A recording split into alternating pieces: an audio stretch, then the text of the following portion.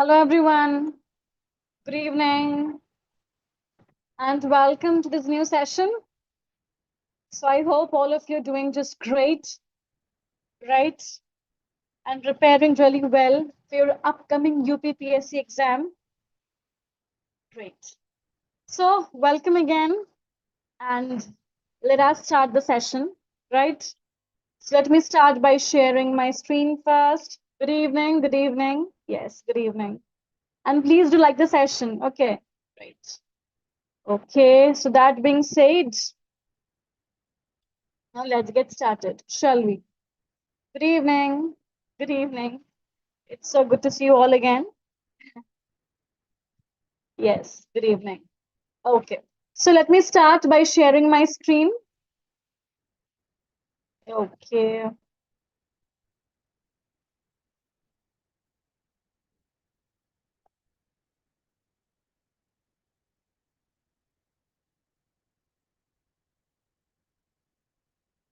I believe the screen is visible to you all now. Great. So welcome again to our UPPSC exam practice session number 7. Are you all ready? Yes. Okay. Let's move on to the first question. When Amanda confiscates Tom's books and returns them to the library, she mentions a specific author whose novels she deems objectionable and fieldy. Which writer did Amanda object to? Tell me. It's a question from the play, The Glass Menagerie, right? Glass Menagerie. Correct. Glass Menagerie by Tennessee Williams. Tell me, when Amanda confiscates Tom's books and returns them to the library, she mentions a specific author whose novels Amanda deems as objectionable and fieldy. Which writer did Amanda object to? Is it D.H. Lawrence, James Joyce, Henry Miller, or William Faulkner? Tell me. It is. Good evening, Lokesh. It is D.H. Lawrence. It is D.H. Lawrence. All right, next. Robert Browning wrote Prose Peace. Browning wrote Prose Peace in the autumn of 1861 as a direct personal response to which major life event? So, which major life event triggered Browning to write this work, Prose Peace, in the year 1861? Tell me. It is the sudden death of his wife, Elizabeth Barrett Browning. It is the sudden death of his wife, Elizabeth Barrett Browning. All right, clear? Okay. Who describes Willy Loman at his graveside with the famous line, "Attention, attention. Attention, attention must be finally paid to such a person." Who said this about Willy Loman at his graveside in the play Death of a Salesman by Arthur Miller? Death of a Salesman by Arthur Miller. Who describes Willy Loman at his graveside with the famous line, "Attention, attention must be finally paid to such a person." Who could have said this about Willy Loman? It is his wife, Linda. It is his wife, Linda. Okay, right. Please look up the summaries of these works. Okay, they can ask you textual questions. All right, great. Yes, please read the summaries of these works. Right? Okay, next. Which of the following critical terms best describes Virginia Woolf's method in the novel To the Lighthouse that transitions readers fluidly between the subjective internal thoughts of the Ramsay family and their guests? So, which narrative technique has been used by Woolf to show this fluid, smooth transition between the subjective internal thoughts of the Ramsay family members and their guests? Tell me, what is Virginia Woolf using here in this experimental novel published in 1927? Think about it. It's an experimental novel, and it is the time of high modernism. It cannot be omniscient moral commentary. No, Virginia Woolf would never use such a technique in her work. It is shifting focalization. Shifting focalization is a narrative technique widely employed by authors of high modernism, and Virginia Woolf is one of them. And we all know that To the Lighthouse, published in 1927, is a highly experimental novel which shows the time as a subjective lived experience. It shows the time as a subjective lived experience. So it is shifting focalization. Okay, right.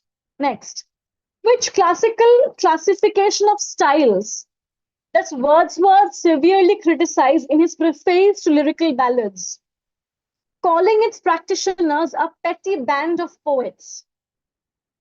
So, which classification was criticized by Wordsworth in his preface to Lyrical Ballads?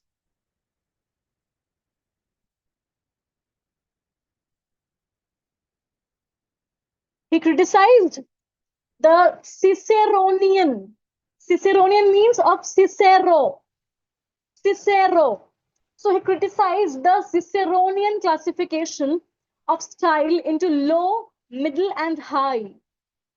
So he criticized the classification made by Cicero in his preface to Lyrical Ballads. To answer such types of questions in the exam, it is mandatory that you take a look to the primary text. Okay? You still have time. Please make sure that you know the primary text really well, because it's a PSC level exam. We cannot expect very straightforward questions. So make sure you are well versed with the primary texts. Okay? Right, next. In the footnote of the poem, Matthew Arnold quotes Joseph. So in the footnote of the poem, which poem? In the footnote of the poem, The Scholar Gypsy. Okay, in the footnote of the poem, The Scholar Gypsy, Matthew Arnold quotes Joseph Glanvill's The Vanity of Dogmatizing.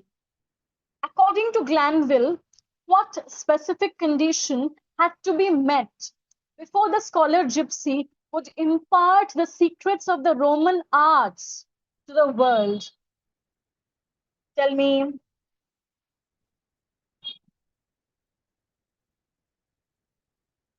In the footnote of the poem, The Scholar Gypsy, Matthew Arnold quotes Joseph Glanville's The Vanity of Dogmatizing.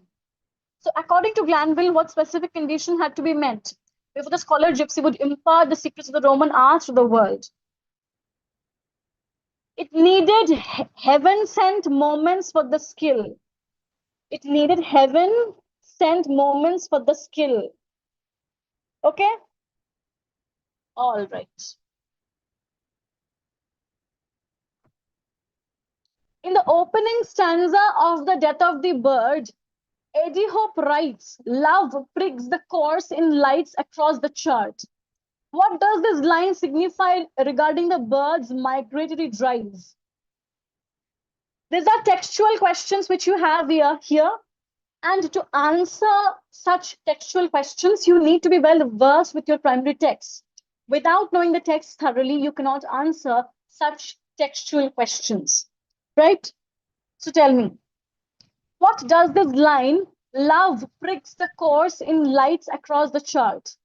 So what does this line signify regarding the bird's migratory drive? Correct. Correct. Rikta, yes, you're correct. It signifies the internal instinctive drive acts as an irresistible and illuminated map of memory and desire. Option C is correct. Very good. Very good. Next, to which mythological or classical figure does Ferdinand compare himself when he describes how he will discover the identity of his sister's secret lover? So now we have a question from the Duchess of Malfi by Webster. So Ferdinand, the brother of the Duchess, he compares himself with which classical figure? He compares himself with Actaeon. Actaeon. Okay, right, next. What profession does Pandit Jairam introduce Mr. Biswas to during his early years of independence? It's a question from A House for Mr. Biswas by V.S. Naipaul. So, what profession does Pandit Jairam introduce Mr. Biswas to during his early years of independence? It is sign painting. It is sign painting. Okay, the profession of sign painting. So, if you're planning to attend the assistant professor interview of West Bengal, so you can join our West Bengal assistant professor interview course. Okay, it will be an intensive course. It will make your skills very sharp in all the areas. And also speaking in front of the panelists. It would give you a great practice for the interviews. Okay, right. So if you want, you can join us. Next. What is the symbolic significance of the whited sepulchre in Brussels that Marlowe visits before departing for the Congo? So what is the symbolic significance of this whited sepulchre? It's from Joseph Conrad's Heart of Darkness. White sepulchre. It refers to what? It is a biblical allusion to the hypocritical nature of European imperialism, where every wall is white, but the hearts of the people are very dark. Right? So it's a biblical allusion to the hypocritical nature of European imperialism. All right? Yes.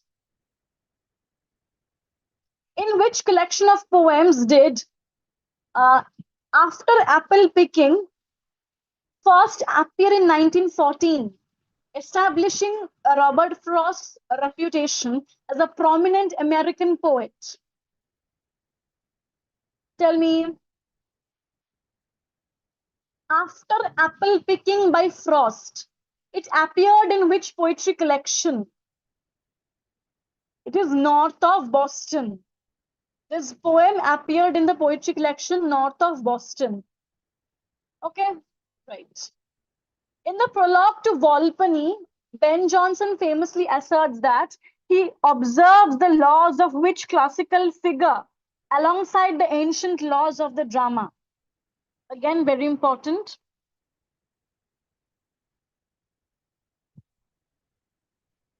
In the prologue to Volpone or the Fox by Ben Jonson, so Johnson asserts that he observes the laws of which classical figure alongside the ancient laws of drama? He says that he's following Aristotle. He says that he's following Aristotle. Such types of questions have already come in many set exams, net exam. So such questions can come again. So prepare yourself accordingly. Okay, right. In chapter 13, Coleridge describes the primary imagination as a repetition, the finite mind of the eternal act of creation in the infinite I am. Which philosopher's concept of the absolute ego, the infinite I am, heavily influenced this definition? Tell me. This definition of Coleridge of primary imagination in Biographia Literaria is influenced by whom? It is influenced by Schelling. It is influenced by Schelling. Okay, right. So that's all from our side for tonight. I hope you guys love the questions. The questions today were very textual in their nature. And it's a reminder for you all to get well versed with the primary texts. Without knowing the primary texts well, you won't be able to answer such questions in the exam. Such types of questions have already come in many exams before this. We are trying to adhere to those styles of questions. So you know the types now, so prepare yourself accordingly. Okay, right. And if you want, you can also join our West Bengal Assistant Professor Interview course. Okay, so that's all from our side for tonight. And I will see you all again tomorrow at 9:30. Till then, please take care.